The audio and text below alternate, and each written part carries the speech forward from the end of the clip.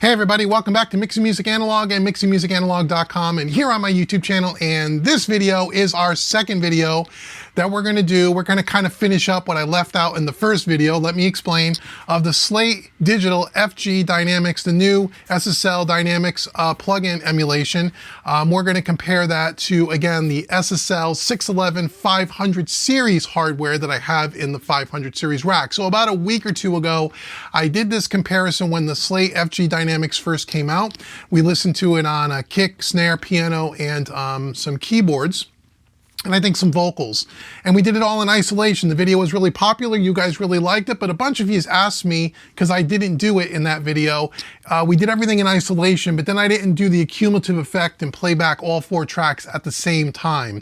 Since that video, I've done 2 other videos, the same hardware, the SSL 611 against the Wave CLA Mix Hub, as well as the Plug-in Alliance E-Series SSL channel strip. And in both of those videos, I not only did the isolation, but I also did the accumulative effect. So I thought before I pulled the session off the console and move on to the next project, I would circle back around to try to be as fair as possible and bring back the Slate FG Dynamics. And then we're not going to listen to it on each track individually. You could go watch that video. The link will be in the description box below. But we're going to listen to the accumulative effect, all 4 tracks against each other. Plugins versus hardware, plugins versus hardware. All the links will be in the description box below for the first video with the Slate FG Dynamics if you haven't seen it, as well as the CLA Mix Hub and the Plug-in Alliance channel strips. So let me take you over to Studio One. Let me show you quickly how we have this set up. So here's the Slate FG Dynamics.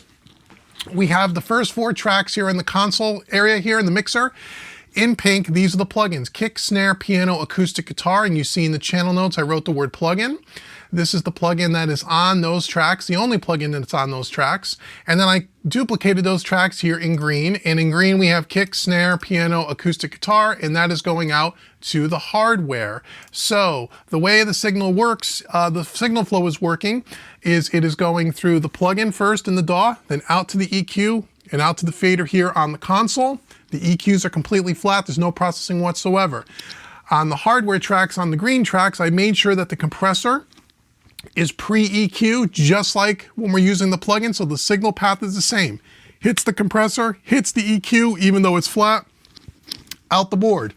No bus compression, no SSL fusion, no other processing whatsoever, no EQ, everything is raw audio. We're just running it through the signal path and back out so you guys can hear it. So you will see on the screen, if you haven't seen it already, you will see an image of the 4 SSL Dynamic 500 series.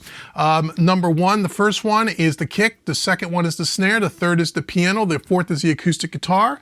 We're going to listen to this all together, not in isolation, just so you know that that's what's going on there.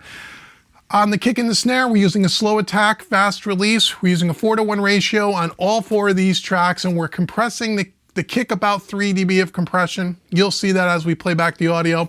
The snare, between 3 and 6 dB of compression, depending on how hard the snare is hit during certain parts of the passage. The piano, 6 to almost 10 dB of compression in heavy areas where it's getting pretty aggressive. And the same thing with the acoustic guitar. On the piano and the acoustic guitar, we're using a fast attack, both on the plug-in and on the hardware. On the kick and snare, we're using a slow attack on the kick and the hardware. Makes sense. So everything is level matched. And here we go. So if you come over back here into Studio One, we're going to take a look here. So here is the plugin. I just pulled up the one on the kick drum. I'm not going to pull all 4 plugins up. That seems silly. And then somewhere on the screen, you will see the 500 series, so you can see when we switch back and forth.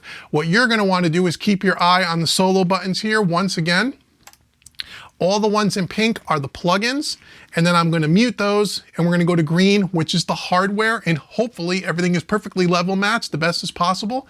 And then I'll let you know what I'm hearing here. Hopefully you're listening to this on a good set of studio monitors or headphones to get the best effect. Here we go. Let's start with the plugins. Here we go.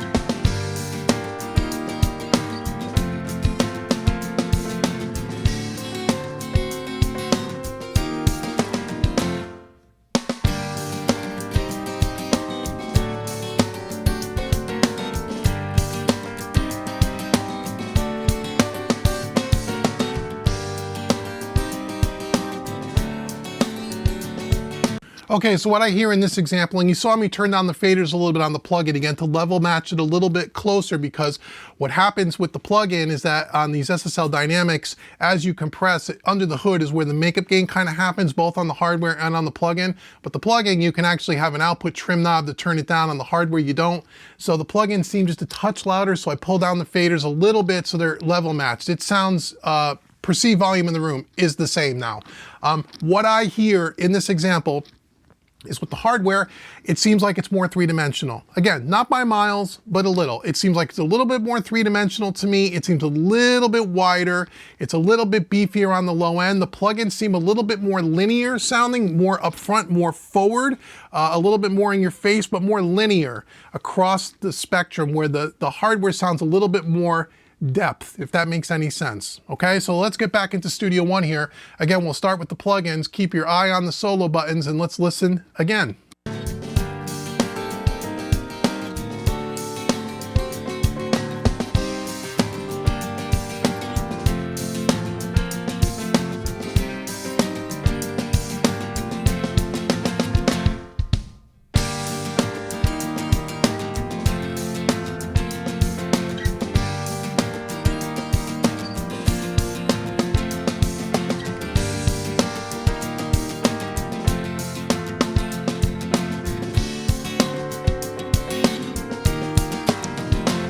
That's what I hear. I hear a width and a depth thing. In the first video where we didn't do the accumulative effect, I even said in that video it was really close, that the Slate was an amazing emulation of the hardware. And it is. It's pretty close, even when you're listening to it all 4 tracks at a time. But I will say, and a couple of you that commented after that first video and said you should have played back all 4 together as well as part of that video, you know, you guys were right about that. And I normally would have done that. I don't know why I didn't. It just kind of slipped my mind during the course of that video. When I did that with the Waves and with the Plugin Alliance, it was definitely a larger audible difference. One track in isolation, even though there's some differences, the differences are much smaller, right? But when you put 4, 5, 6, 7, 8 of these things across, we're doing 4 here because I only have 4 hardware units, the audible effect becomes a little bit more noticeable. So even though I still say the Slate plugin is fantastic, and it is, the guy doesn't make a bad plugin. I've been using Slate for, I don't know, since they first started making plugins. Long before they made plugins, I was using good old Slate drum samples. That's how long I've been using Slate stuff. He makes awesome stuff. This thing sounds great. However, in the accumulative effect test that we're doing here, I definitely hear a wider and a deeper feeling with hardware, much more so than I did in the first video that we did. So that was a good suggestion. And again, I'm going to keep that in mind as we do these. Let's listen one more time. And again, I will try to, I almost feel like, again, the plugin needs to be, the volume needs to be tweaked just a hair. I know I'm getting picky here, but let me just listen to it one more time. Let's listen to it together. Let me know what you think below, and let's see. So we're starting with the hardware, and then we'll go back to the plugin.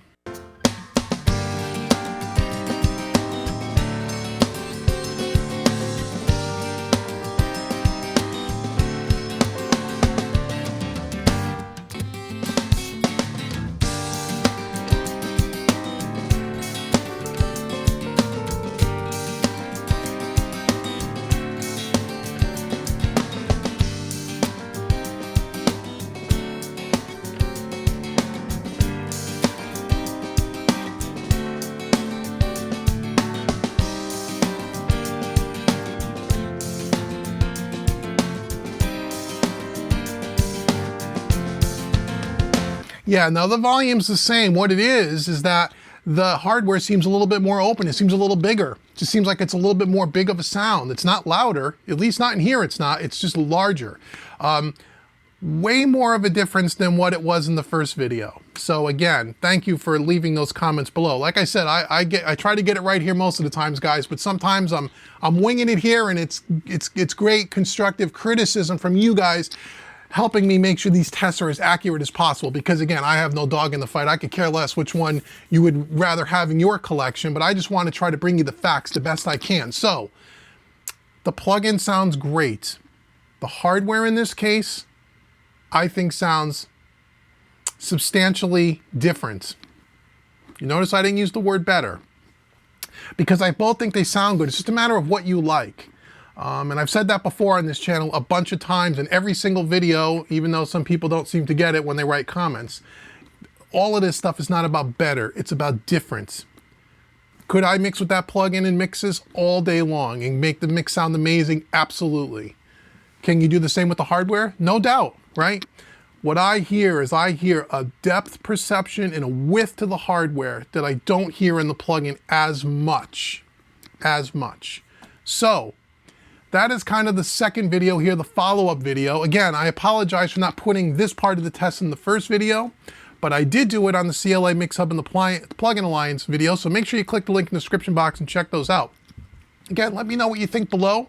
Let me know if you have hardware plugins or both, and let me know what you guys are doing. And I know a lot of you cats out there are emailing me after you see these tests and you're saying, oh, I may want to get myself some hardware. I'm thinking about adding some pieces to my DAW rig, and you're asking for suggestions on what you should buy and those kinds of things. And we'll keep those questions coming in the comments because I'm gathering them up, and I'm probably either going to do a live stream or a whole separate video just answering some of those questions and kind of giving you some guidance for guys that are and gals that are, you know, mixing all in the box, or maybe you have one or two pieces of hardware and you're looking to add a couple of more pieces, or some of you are running out and buying consoles, and everybody in between. So again, I'm here to help and give you what information I can to help help you with your purchasing decision. So let me know if you have those kinds of questions in the comments. So before I go, the last thing I want to mention to you is if that you are into mixing, and obviously you are because you're here, you wouldn't be into mixing, and you like to mix in the box with plugins, and you want to get better at the craft of mixing, check out my mixing website, mixingmadeeasy.net. It's all dedicated to mixing and training, working completely in the box, both with stock plugins and third-party plugins, where we try to emulate the analog workflow. It's really, really cool. I think you're really going to dig it. Mixingmadeeasy.net. Links will be in the description box below. I want to thank you once again for joining me for this video. And until the next video, I've been Dave with Mixing Music Analog and mixingmusicanalog.com. Thanks so very much for watching, everybody, and I'll see you guys in the next video.